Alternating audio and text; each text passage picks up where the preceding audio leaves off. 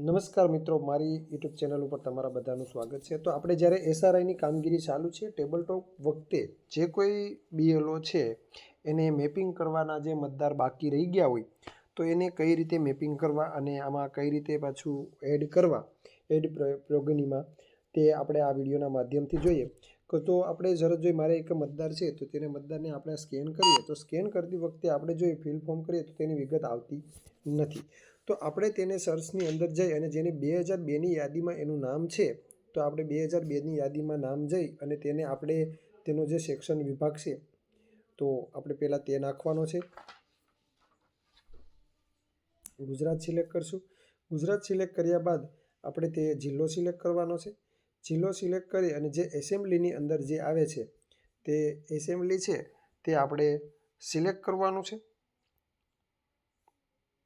Assembly select કરી અને તેનો ભાગ નંબર જે છે તે ભાગ નંબર આપણે જે તે છે તે આપણે એમાં નાખવાનો છે ભાગ નંબર।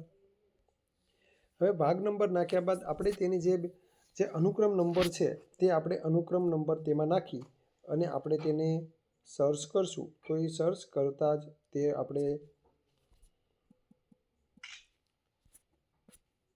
સર્ચ કરશું એટલે તેમાં આવી જશે।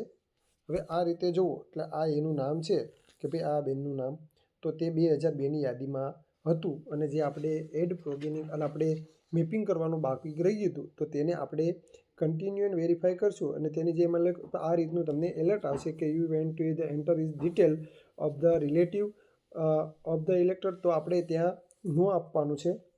જો બીજાની એને રિલેટિવની એ માહિતી નાખવાની હોય તો યસ આપવાનું છે અને એની પોતાની જ જે માહિતી નાખવાની હોય તો આપણે નો આપવાનું છે।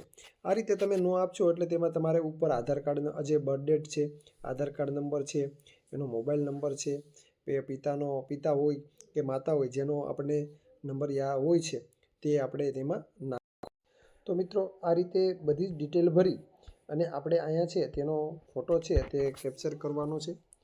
ફોટો કેચઅપ કરી અને ત્યારે આપણે તેને યસ આપી દેવાનું છે।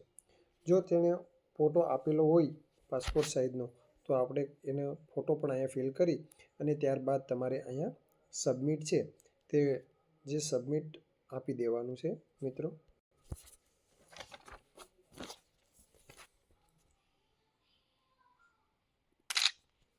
તો આ રીતે મિત્રો તેના બંને ફોટા છે તે આપણે અપલોડ કરી અને ત્યારબાદ સબમિટ આપવાનું છે। તો આવી રીતે ફ્રોમ ધ સબમિટ જો મેપિંગ કરવાના બાકી હશે તો પણ આ રીતે તમે મેપિંગ એને કરી શકશો મિત્રો। તો મિત્રો તે સક્સેસફુલ થઈ જાય છે। ત્યારબાદ એના જે સંતાનો છે તેને આપણે તેનું પણ મેપિંગ કરવાનું બાકી છે તો આ રીતે તેનું આપણે ફિલ ફોર્મ કરીએ તો તેનું માહિતી છે તો તેની માહિતી આપણને આવી જાય છે। પણ જો માહિતી ન આવે તો આ રીતનું ઓપ્શન સિસ્ટમ સજેશનમાં નથી જવાનું મિત્રો, અહીંયા સર્ચ બાયમાં જવાનું છે અને એના એડ પ્રોગેનીમાં તો કે એડ પ્રોગેનીમાં આપણે જવાનું છે અને ત્યાં આપણે બને ત્યાં સુધી સર્ચ બાય એસી છે તેના દ્વારા જ આપણે સર્ચ કરવાનું છે અને સર્ચ કરી અને આ રીતે કે તમારે એનું જે રાજ્ય છે તો એ સિલેક્ટ કરવાનું છે। એવી જ રીતે તમે જુઓ તો ભાઈ એનું જિલ્લો છે તે સિલેક્ટ કરવાનો છે।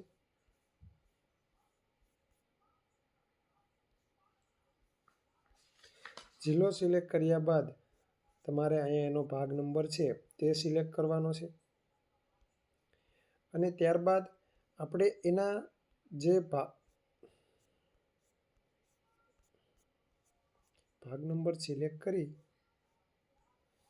ત્યારબાદ આપણે એના જે ઘરના એટલે કે એના માતા પિતા છે એટલે કે ઈ કેટેગરીવાળા છે તે એના માતા પિતા અરે આપણે એને એડ પ્રોગ્રેસી કરીએ છીએ તો તેના માતા પિતા છે તેનું નામ આપણે છે અહીંયા એનો અનુક્રમ નંબર છે તે આપણે અહીંયા નાખવાનો છે। અનુક્રમ નંબર નાખી અને તમે સર્ચ કરશો એટલે તેની ડિટેલ નીચે આવશે અને અહીંયા વેરીફાઈ આપણે કરી શકશું।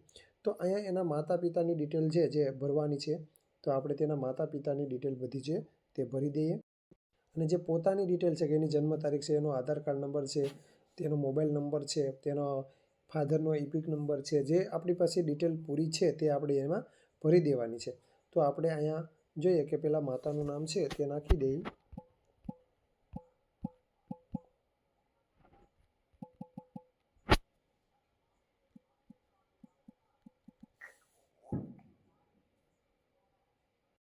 અને તે ડિટેલ નાખી અને ત્યાર પછી અહીંયા તેનું આપણે રિલેશન ટાઈપ છે તે સિલેક્ટ કરવાનું છે. તો પિતા હોય તો પિતા અને માતા હોય તો માતા. તો આપણે અહીંયા માતા જ્યારે કર્યું છે તો માતા રાખી અને ત્યારબાદ તેનો જે ફોટો છે તે કેપ્ચર કરવાનો છે.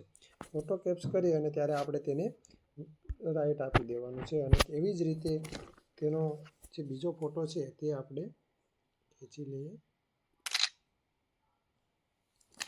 તો આ રીતે મિત્રો જ્યારે તેનો ફોટો કરીને જો ઓલો ફોટો આપેલો હોય છે પાસપોર્ટ સાઇઝનો તો તેને ક્લિક કરવાનો છે. બાકી તો આમ કરી અને સબમિટ આપશો તો અહીંયા સક્સેસફુલ આવી જશે. તો મિત્રો આ રીતે જ જે આપણે મેપિંગ કરવાના બાકી રહી ગયા છે તો આ રીતે સર્ચ બાય કરવાનું અને ત્યારબાદ તેના ઓપ્શનમાં સર્ચમાં જઈ અને તેના માતા પિતાની આપણે જે ડિટેલ નાખીએ તો મળી જશે. એ જ રીતે જે સાસરે ગયેલી સ્ત્રી આ સાસરે આવેલી સ્ત્રી છે એની પણ જો આપણને માતા પિતાની આવી રીતે વિગત મળી જાય તો એવી જ રીતે પણ આપણે તેની વિગત નાખી અને તેને પણ આવી રીતે સર્ચ કરી શકશું.